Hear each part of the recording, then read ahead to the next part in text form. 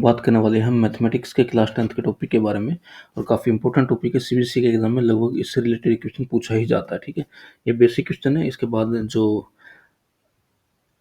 Combine एक question होता है जिसमें दो दो नंबर्स कंबाइन करके लिखे होते हैं, वो भी क्वेश्चन मैं आपको बताऊंगा। इस वीडियो में हम जानते हैं इस टाइप के क्वेश्चन के बारे में। मान लीजिए आपको बोला गया है कि √3 इज इरेशनल नंबर, आपको प्रूव करना कि इरेशनल नंबर है। तो मोस्ट इंपॉर्टेंट क्वेश्चन, इस चीज़ को आप देख लीजिएगा, सीबीएसई के एग्जाम में मैथमेटिक्स के एग्जाम के लिए मोस्ट इंपॉर्टेंट क्वेश्चन है। अब इस क्वेश्चन को करने का तरीका क्या है? तरीका सिंपल है कि हम इसको रिवर्स मानेंगे। ठीक है, हम अज्यूम करेंगे, let us assume √3 is rational number. अब मैं आपको बता दूं रेशनल नंबर क्या है। रेशनल नंबर ऐसा नंबर होता है जिस नंबर को हम p/q की फॉर्म में लिख ले, लेकिन नीचे वाला जो नंबर यानी कि क्यू जो है वो जीरो ना हो, है ना। यानी कि कोई भी नंबर है, जैसे मान लीजिए 3/2 एक रेशनल नंबर है, 4/5 एक रेशनल नंबर है। तो इसी तरीके से हमने क्या माना कि √3 जो है रेशनल नंबर है। हम रिवर्स मान के चले हैं, फिर हम लास्ट में क्या बताएंगे कि हम, क्योंकि हमने रिवर्स माना इस वजह से हमारा कुछ गड़बड़ हुआ, इसका मतलब ये नंबर रेशनल ना होके इरेशनल है। ये इसकी थ्योरी है। अब हमने माना तो √3 को मैं लिख सकता हूँ a/b, जहाँ पर b जीरो नहीं है। ठीक है, अब देखिए सपोज करते हैं a एंड b है कॉमन फैक्टर। हम ऐसा सपोज करते हैं कि ए और बी का कोई कॉमन फैक्टर है जो कि 1 से अलग है। 1 के अलावा भी एक कॉमन फैक्टर है और हमने b divide by that factor, और हमने ए और बी को उससे डिवाइड कर दिया है। ठीक है, और अब जो ए और बी है वो को प्राइम नंबर्स है। ठीक है, ए और बी जो है को प्राइम नंबर्स है। ओके, को प्राइम नंबर यानी कि जिनके बीच में कोई चीज कॉमन नहीं है, वो किसी चीज से डिवाइड नहीं होंगे। ठीक है, ओके। तो देखिए, क्या इस चीज को मैं अगर क्रॉस मल्टीप्लाई कर दूं, इसके नीचे 1 लेके ऐसे क्रॉस मल्टीप्लाई करता हूं, तो √3 के साथ यहाँ b आ जाएगा, और यहाँ 1 की a की मल्टीप्लाई होगी तो ये a हो जाएगा। तो मेरे पास मिला √3b = a। अब मैं क्या करता हूँ, अब मैं दोनों साइड का स्क्वायर करता हूँ। तो √3b का होल स्क्वायर हो गया, यहाँ √3b का होल स्क्वायर हो गया, यहाँ a का स्क्वायर हो गया। अब √3 का 2 बार स्क्वायर हुआ तो 3 हो गया, अंडरूट हट गया। b का हुआ तो b स्क्वायर हो गया, यहाँ a का हुआ तो a स्क्वायर हो गया। अब क्या इस 3 को मैं, क्योंकि यहाँ 3 मल्टीप्लाई में है, उस साइड जाएगा तो डिवाइड में चला जाएगा, तो यहाँ ये मैंने ऐसे डिवाइड में लिख दिया। तो मैंने लिखा कि b² = a²/3, इतना मैंने लिखा। अब इस इक्वेशन को मैं इक्वेशन नंबर 1 बोल देता हूँ। b² = a²/3 इक्वेशन नंबर 1 बोलता हूँ। ठीक है, अब देखिए क्या इक्वेशन नंबर 1 से ये चीज क्लियर है कि a² जो है 3 से डिवाइड हो रहा है। ये देखिए a² जो 3 से डिवाइड हो रहा है। ठीक है, ये चीज क्लियर है। अब एक थ्योरम होती है कि अगर किसी नंबर का स्क्वायर किसी नंबर से डिवाइड हो रहा है तो वो नंबर भी उससे डिवाइड होगा। ठीक है, वो नंबर भी उससे डिवाइड होगा, यानी कि इसका मतलब क्लियर है कि क्योंकि a² जो है वो 3 से डिवाइड हो रहा है, तो a भी जो है वो 3 से डिवाइड होगा। अब a अगर 3 से डिवाइड हो रहा है पूरा पूरा, तो क्या मैं ये लिख सकता हूँ कि a/3 भी एक कोई एक नंबर आएगा निकल कर। मान लीजिए मैं 10 को 5 से डिवाइड कर रहा हूँ, है ना। 10 को 5 से डिवाइड कर रहा हूँ तो एक नंबर आएगा 2। उस नंबर को मैंने c मान लिया। ठीक है, यहाँ c मान लिया। Assume c is a positive integer. ठीक है, ओके। अब यहाँ इसके नीचे 1 लिख के क्या मैं क्रॉस मल्टीप्लाई कर सकता हूँ? तो क्या हुआ, a की और 1 की मल्टीप्लाई हुई a आ गया, 3 की मल्टीप्लाई हुई c के साथ 3c आ गया। तो a = 3c मेरे को मिला। अब a = 3c, ये वैल्यू मैं क्या करता हूँ, पुट कर दे रहा हूँ इक्वेशन नंबर 1 में। इक्वेशन नंबर 1 थी ये b² = a²/3।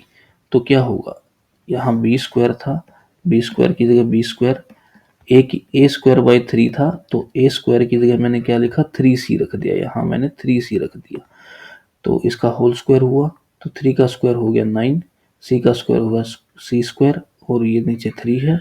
अब देखिए क्या इसको मैं रीअरेंज करके लिख सकता हूँ कि b² = इस 3 ने 3 बन जा 3, 3 3 जा 9, 3 पे काटा। ठीक है, तो यहाँ मेरे पास क्या है, b² = 3c²।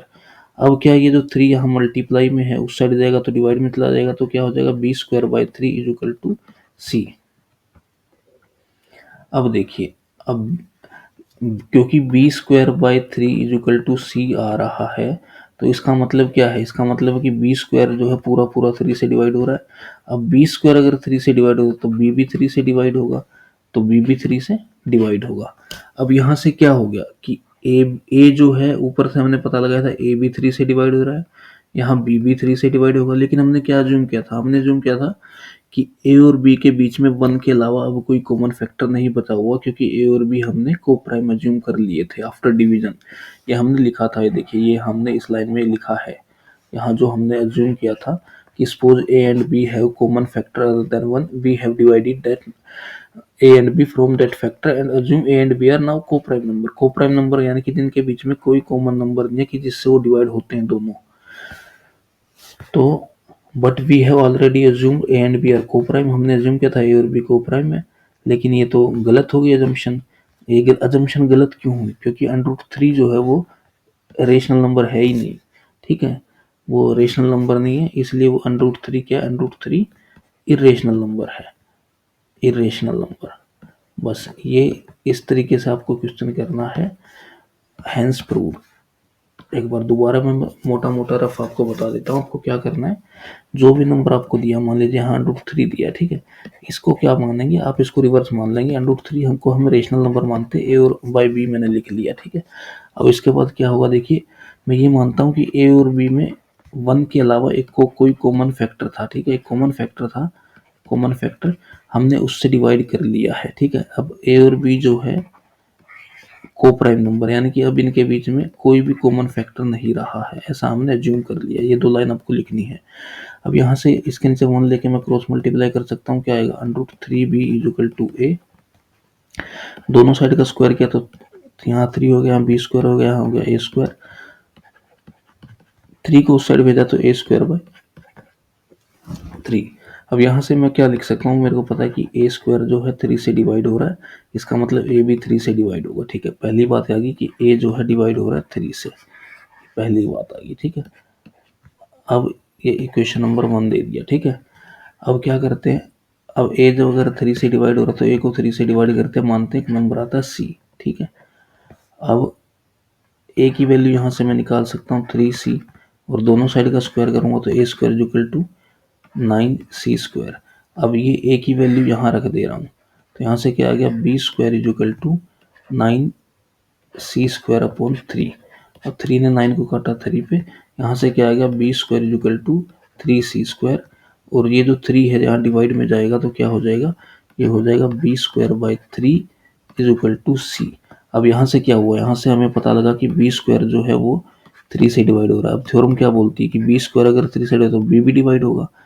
अब यहाँ हमने ए को डिवाइड कर दिया, अभी मेरे को पता लग रहा है कि बी भी 3 से डिवाइड हो रहा है, लेकिन हमने तो ऊपर अज्यूम कर लिया था कि ए और बी के बीच में कोई फैक्टर ही नहीं है, कॉमन फैक्टर।